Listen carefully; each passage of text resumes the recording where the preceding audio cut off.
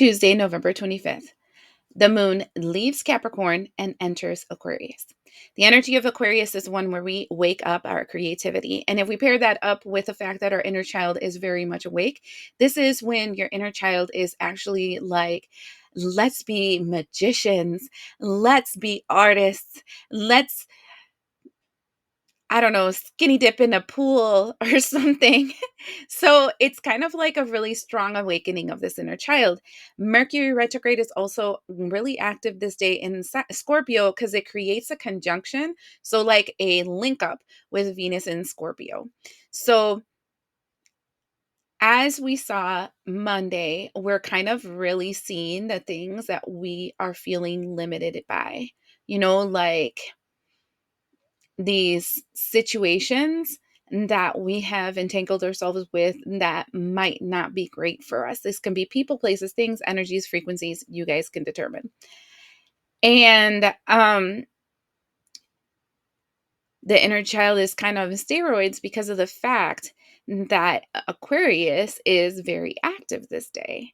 So now that fight or flight energy that we had from Monday is now becoming like, but if we did this, we can get out of here. And if we did this, we can get out of there.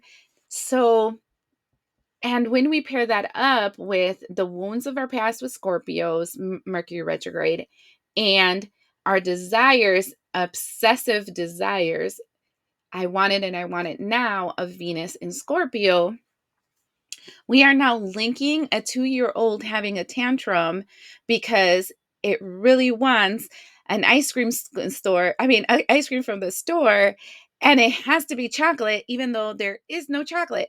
So keep that in mind, that picture in your head when you're thinking about this day. And if we're thinking about the day before and how we felt restricted, this can create impulsivity. Like, be careful with impulse buying.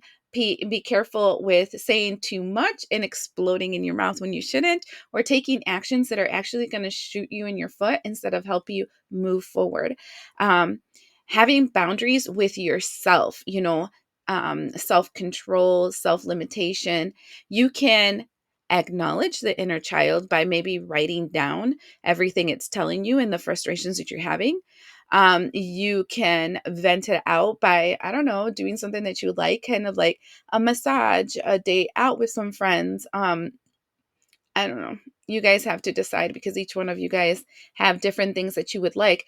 I would do a creative outlet instead of listening to the child. Like when they're having a tantrum, you let them have their emotional moment and then you tell them, do you feel tired? Are you safe? Is everything okay? What do you need right now to feel good? Like, let's focus our energy on something we can do and not what we can't.